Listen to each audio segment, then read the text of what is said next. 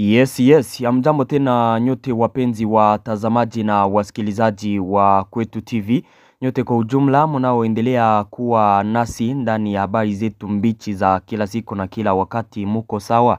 Bila shaka kabisa tuna matumaini ya kwamba muko salama salamini, nasi tuko wazima. Tunaendelea kumshukuru Mungu kwa ulinzi wake. Tunawatakia tena jioni njema ya leo jeudi le 4 Desembre 2025, tukiwakaribisha kwa mara nyingine ndani ya habari zetu za jioni ya leo. Kama kawaida tumewaletea habari mbichi kuhusu hali ya usalama mashariki mwa nchi ya Kongo pamoja na habari za mapigano. Tumewaletea habari kutoka kwenye uwanja wa vita ndani ya province ya Sud Kivu, kwenye mapigano yanaendelea kati ya wasi wa AFC M23 na vikosi vya wazalendo na jeshi la Burundi. Unayoifuata ni Kwetu TV, channel inayokuletea taarifa za kweli tena zenye uhakika na za kuaminika kutoka mashariki mwa nchi ya Kongo. Tunawaomba kusubscribe, yani kujiabone, muendelee kuzisambaza habari hizi kwa walio wengi ziwafikie, mu comment na kulike. Hapo tunawataka kabisa mukitonesha kwamba muko nasi 5 kwa 5. Muendelee kujiunga nasi na sheni yetu ya WhatsApp ambapo mutakuwa napata habari zetu zote kwa wakati. Mujiunge kupitia linki ambayo iko hapo chini ya titre mu description pale, mutapata hiyo linki, au mutuandikie kwenye namba hiyo, mutakuwa napata habari zote kwa wakati. Tutawaunga na sheni yetu, mutakuwa napata habari zote kabisa kwa wakati. Habari mbichi ambazo nimewaletea kutoka kwenye uwanja wa vita ndani ya Sud Kivu. Wazalendo, vikosi vya wazalendo ndivyo ambavyo vinamiliki eneo ya Mudaka baada ya kupigana na wasi wa AFC M23.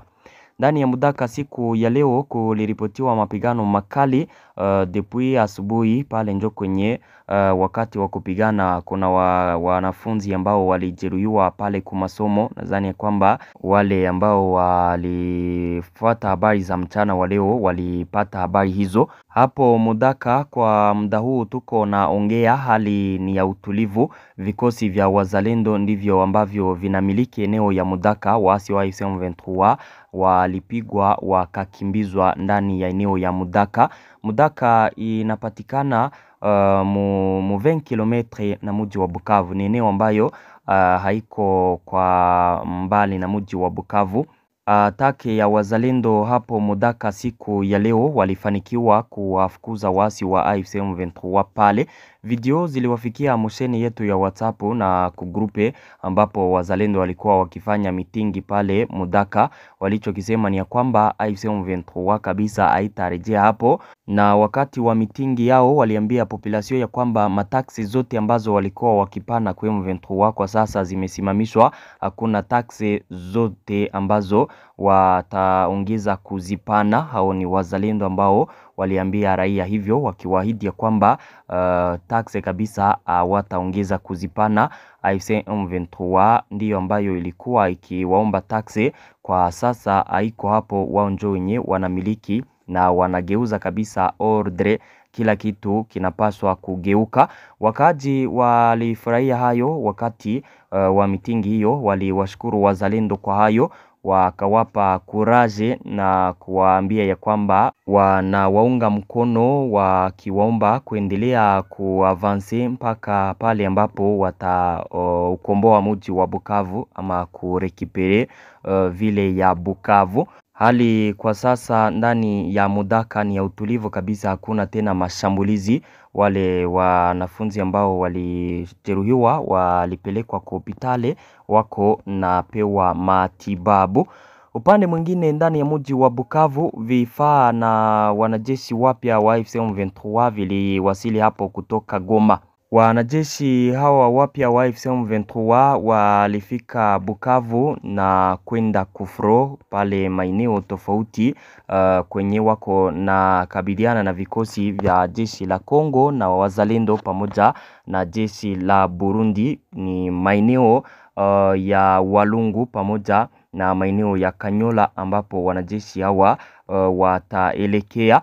Wanajeshi hawa walitoka Goma wakafika Bukavu kupitia njia ya maji, walipitia Mulake Kivu, Batonjo zenye ziliwaleta au wanajeshi wa AFC M23 na renforcement ya AFC M23 huko Kufro nayo inaendelea kuongezeka sana. Hawa wamefika baada ya wengine ambao walifika asubuhi mapema maeneo ya Kamanyola, na haya yanamaanisha ya kwamba Kufro kabisa vitu vitaendelea kukua hatari, yani mapigano yataendelea. AFC M23 iko na renforcer vikosi vya FARDC na wazalendo nao vile wana renforcer ili kukabiliana na hawa wasi wa AFC M23.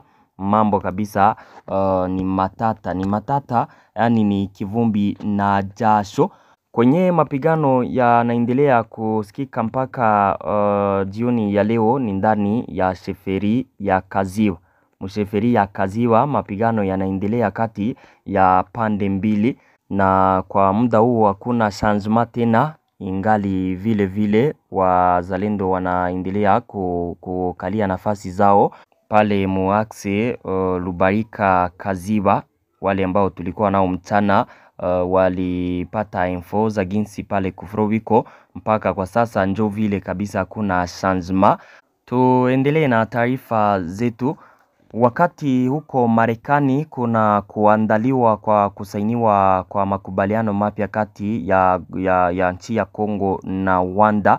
Patrick Muyaya, huyu ni porte-parole wa gouvernement ya Kongo, kuna maneno ambayo aliyatangaza siku ya leo kuhusu makubaliano hayo na michakato inayofanyika kati ya gouvernement ya Kongo na Rwanda. Huyu Patrick Muyaya alisema ya kwamba gouvernement ya Kongo inatumaini kabisa michakato, na anasema ya kwamba wana imani na usitani wa Marekani. Hatuwezi kufanya mambo kwa kurupushani na wale wanaopindua mambo. Wazo la kufanya mikataba hii, wazo la kuunda mfumo wa ushirikiano wa kiuchumi wa kikanda halimpendezi rais wa Rwanda, kwa sababu itamaliza mfumo wake wa kiuchumi uliojengwa kwa kimsingi wa uporaji na biashara haramu ya maliasili zetu.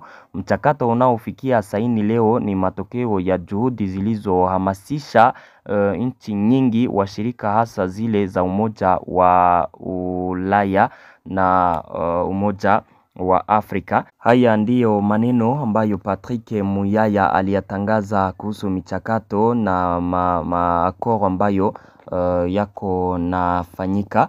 Naonisha ya kwamba gouvernement ya Kongo inaamini Etats-Unis d'Amerique na kuwa michakato hii inayoendelea nayo wana matumaini nayo.